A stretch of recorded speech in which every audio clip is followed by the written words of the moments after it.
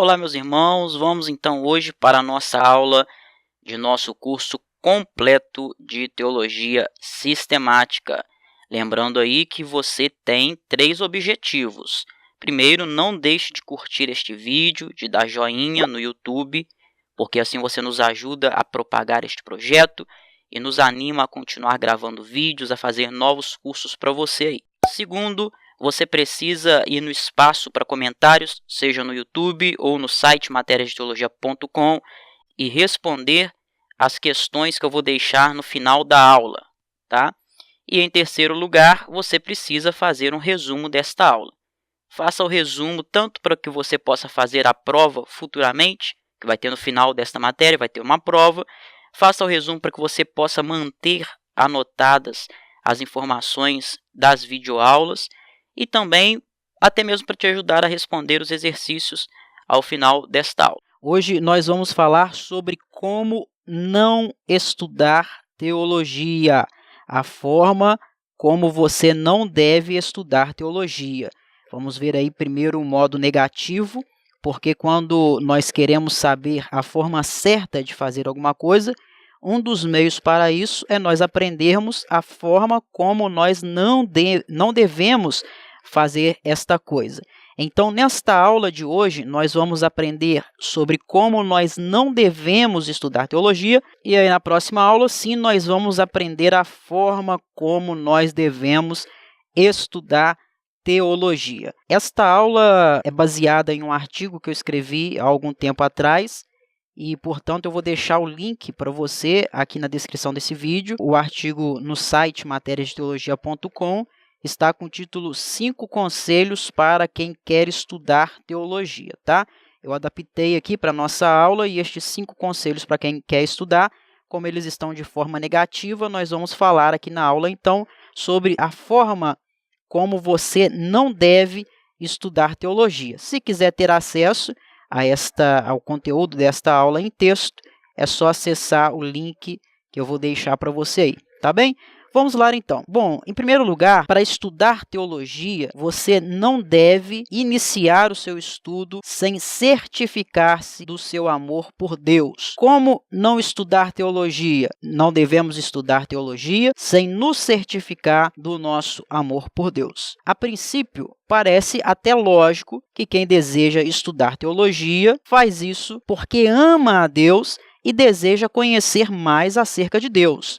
Porém, é possível sentir-se interessado em realizar um curso de teologia por muitos pensamentos ou motivações erradas. Por exemplo, alguém pode ter um pensamento relacionado ao orgulho intelectual. Alguém pode desejar estudar teologia por mera especulação. É possível alguém querer estudar teologia por mera curiosidade. É possível alguém querer estudar teologia para que se faça daquilo uma profissão. Às vezes, algumas pessoas são mal-sucedidas profissionalmente e pensam que o ministério é uma profissão, mas ministério não é profissão, ministério é vocação, tá? Então, por mais estranho que pareça, diversas pessoas podem querer fazer o curso de teologia apenas para poder obter um certificado, apenas para ter um diploma de teologia. Estudar sobre Deus, estudar sobre sua triunidade, sobre sua pessoa, sobre seu ser, sobre sua obra, sobre seus atributos, estudar a palavra de Deus, estudar sobre o Filho de Deus e tudo o que envolve o sagrado só vai ser proveitoso se for realizado com o intuito de conhecer Deus mais, com o intuito de amar a Deus mais. Tá ok? Segundo modo como você não deve estudar teologia é estando em uma torre de marfim. Não estude teologia a partir da torre de marfim, enclausurado na sua torre de marfim. O grande teólogo, o grande reformador do século XVI, João Calvino, ele, no início da sua carreira cristã, tinha o intuito de ir para o sul da Alemanha para poder estudar e para poder escrever. sem quaisquer preocupações. Mas, em função da guerra, Calvino foi obrigado a mudar a sua rota e ele precisou passar uma noite em Genebra. O que o reformador não esperava é que naquela noite em que ele estava ali, muita coisa ia mudar. O William Farel, que foi outro grande nome da Reforma, o encontrou, né? E quando ele encontra Calvino, ele o constrange a ficar para lutar junto com ele a favor da Reforma. Farel disse que Deus haveria de amaldiçoar a tranquilidade de João Calvino para estudar se ele permanecesse isolado. Olha só o que disse o próprio João Calvino. William Farel me deteve em Genebra, movido por uma terrível imprecação, a qual me fez sentir como se Deus pessoalmente, lá do céu, houvera estendido sua poderosa mão sobre mim e me aprisionado. Nisso, Farel pôs em ação toda a sua energia, a fim de deter-me. Então lançou sobre mim a sua imprecação, dizendo que Deus haveria de amaldiçoar meu isolamento e tranquilidade dos estudos, caso me esquivasse e recusasse dar a minha assistência. Meu irmão, você precisa estudar teologia para servir.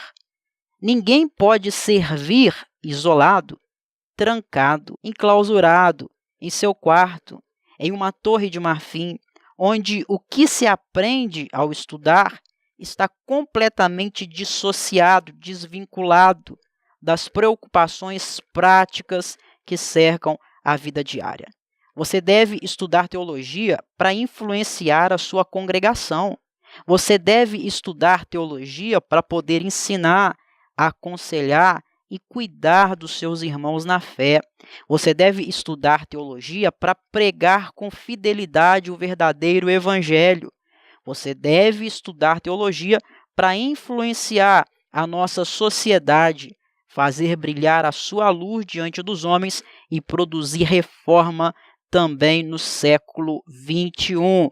Portanto, não fiquemos nas torres de marfim, ok? Terceira forma pela qual você não deve estudar teologia, terceiro modo de não se estudar teologia é negligenciando o estudo diário da palavra de Deus, negligenciando a leitura diária da Bíblia, tá ok? Novamente parece óbvio, mas já que é possível alguém pensar que a teologia substitui a Bíblia, preciso te dizer claramente, a teologia não substitui a palavra de Deus, a teologia aponta para a palavra de Deus. O objetivo do estudante de teologia é chegar ao ponto em que ele seja capaz de ler muitas passagens da Bíblia sem mesmo necessitar recorrer frequentemente aos livros, aos mestres que explicam a Escritura. O objetivo é você estudar de modo que você consiga interpretar a Bíblia cada vez melhor, entendê-la cada vez melhor e aplicá-la em sua própria vida. A Escritura, conforme nós já vimos em aulas anteriores, ela é a fonte do estudo teológico, pois nós não podemos estudar Deus como se ele fosse um objeto, porque ele de fato não é. Então, estudar Deus é uma atividade que se dá através daquilo que ele diz sobre si mesmo, por meio de sua revelação, a Bíblia Sagrada. Estudar teologia, portanto, não é uma forma de nos distanciarmos da Escritura com a desculpa de que estamos fazendo alguma outra coisa que também é relevante na fé. Não, mas é um meio de nós olharmos para a Escritura com um amor maior ainda do que já tivemos em toda a nossa vida cristã, com uma reverência muito maior. O estudo saudável da teologia vai levar o estudante a recorrer constantemente à Escritura, vai gerar nele ainda mais desejo de abrir a Bíblia, de ler a Bíblia, de se debruçar sobre a Bíblia, de gastar tempo com a Bíblia, porque ele vai se sentir mais capacitado a extrair da palavra de Deus pérolas preciosas, que eu não tenho dúvida, transformarão a sua vida. Pérolas que sempre estiveram ali, mas que não pareciam tão claras antes que o estudante se dedicasse tão assiduamente, reservando ao longo do seu dia um momento especial para estudar a palavra de Deus. Então, você não pode estudar teologia sem ler diariamente, constantemente, assiduamente a Bíblia, a palavra de Deus. Tá ok? Quarto meio pelo qual você não deve estudar teologia, quarta forma de não se estudar teologia, é negligenciando a vida de oração. Conhecer a Deus exige humildade. A oração manterá o seu coração quebrantado, humilde, sujeito à vontade de Deus. Não é possível aprender sobre Deus com arrogância no seu coração. Não dá para aprender sobre Deus com presunção. Não dá para exaurir a verdade de Deus estando cheio de orgulho, em si mesmado. Não é possível. Tiago 4,6 diz que Deus resiste aos soberbos. Quanto mais o soberbo tenta, menos ele consegue. Quanto mais o soberbo procura se aproximar de Deus, mais ele se distancia. Mas ao passo que Deus resiste aos soberbos, a Bíblia nos diz que ele dá graça aos humildes. Então ore e peça a Deus que ilumine o seu entendimento. Ore e diga para Deus o quanto você se sente incapaz de aprender a sua verdade sem que Ele, o próprio Deus, a torne suficientemente clara para você. Mateus capítulo 5, versículo 3 diz: bem-aventurado os pobres de espírito, ou seja, aqueles que não se acham tão abastados de conhecimento ao ponto de não precisarem de ser enriquecidos pela preciosa verdade de Deus. O estudo trará luz à sua mente, mas a oração trará fogo ao seu coração. Em quinto e último lugar, você não deve estudar teologia sem se livrar da preguiça, a qual pode atrapalhar completamente o seu estudo. Você não deve estudar teologia sem estar disposto a lidar com a preguiça, a vencer a preguiça. Provérbios capítulo 6, versículo 6 diz: vai ter com a formiga, ó preguiçoso, olha para os seus caminhos e então seja sábio. O estudo da teologia não é para gente preguiçosa. A sabedoria e a ociosidade são diametralmente opostas. Ou você busca a sabedoria, ou você se entrega à ociosidade. Ou você vence a preguiça, ou você não conseguirá crescer no conhecimento, porque estas duas coisas trilham caminhos e sentidos completamente opostos. O estudo teológico requer tempo, disciplina, dedicação e diligência. Certamente você vai ter muito trabalho estudando teologia, não vou te mentir. Muitas das vezes você vai se sentir cansado. Quem sabe em algum momento você vai até pensar em desistir, mas só pode desfrutar da vitória aquele que luta até o final. Que mesmo passando por dores, cansaços e toda sorte de adversidades no caminho, permanece firme, sem retroceder, sem desistir. É esse que desfruta da vitória e de todos os prazeres e de todas as maravilhas da vitória. Estas são as duas coisas pelas quais você vai passar: trabalho árduo e resultado glorioso. Se houver o primeiro, vai haver o segundo. Agora, sem se dedicar intensamente ao estudo teológico, não adianta pensar que você vai conseguir obter a segunda coisa que é esse resultado glorioso. O trabalho árduo nosso aqui, o que é? É o fato de que você vai precisar se habituar a ler muito, se você já não tem este hábito. Você vai ter que se acostumar a fazer pesquisas, sínteses, responder aos questionários e etc. Nós temos aqui no nosso curso as videoaulas disponibilizadas para você. Procuramos trazer um conteúdo bom, um conteúdo de qualidade, mas isso, obviamente, não é tudo. O nosso aluno é quem tem o dever de fazer a pesquisa, de fazer a leitura complementar, a síntese do conteúdo, o questionário e a aplicação do aprendizado. Tá? Questão da pesquisa, você procura saber sobre o assunto estudado, se envolver com ele. Você vai fazer indagações a si mesmo sobre o que é, qual a importância. Você deve se envolver com cada tema de cada matéria. É a investigação do assunto. A leitura, ninguém pode se tornar um bom estudante, um bom teólogo, se não for primeiro um bom leitor. Deus deu mestres à igreja para aprendermos com eles. E felizmente esses mestres escreveram. Então nós indicamos para você excelentes autores cristãos aos quais você pode ter acesso por meio de livros, de artigos, de e-books. Livros. Nós temos várias listas de livros que nós sugerimos aos nossos alunos no site materiasdeteologia.com. Vou deixar o link aqui para você, tá ok? Você pode comprar pela internet, alguns têm até o link para as editoras ou para algum site na internet, ou você pode comprar na sua livraria preferida, tá?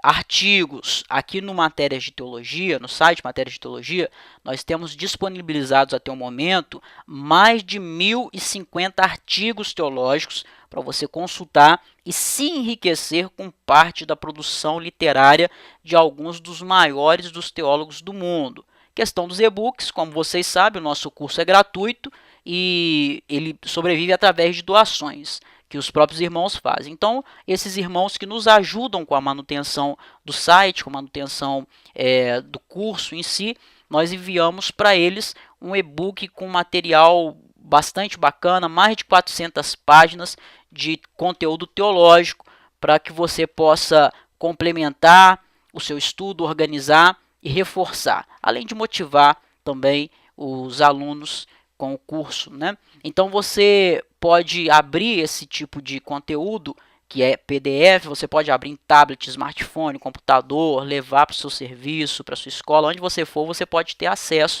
a esse conteúdo, ou então você também pode imprimir. Vou deixar também o link aqui embaixo para você, tá? E depois do trabalho árduo, o que vem, então, por fim, é o resultado glorioso. É por isso que você deve evitar todas as coisas que nós citamos aqui em cima e se dedicar intensamente ao estudo bíblico, que é o estudo teológico. Por quê? Porque o resultado é glorioso. Trabalhando na área do ensino cristão, a coisa que mais me alegra é acompanhar a maravilhosa mudança e evolução que ocorre na vida de todos que se dedicam a estudar a Bíblia de forma séria e reverente. Eu já vi pessoas agressivas se tornarem passivas, pessoas fracas tornarem-se fortes. Eu já vi pessoas superficiais tornarem-se pessoas relevantes, servos imaturos que, após se dedicar ao estudo teológico, mostraram-se algumas das pessoas mais maduras que eu já conheci.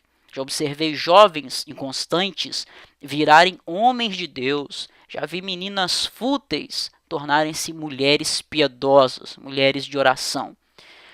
Por mais excelente e dedicado filho de Deus, você se tornará incomparavelmente melhor após debruçar-se sobre a Escritura para estudá-la cuidadosa, disciplinada e sistematicamente. Nada traz tanto crescimento de graça e de conhecimento para você.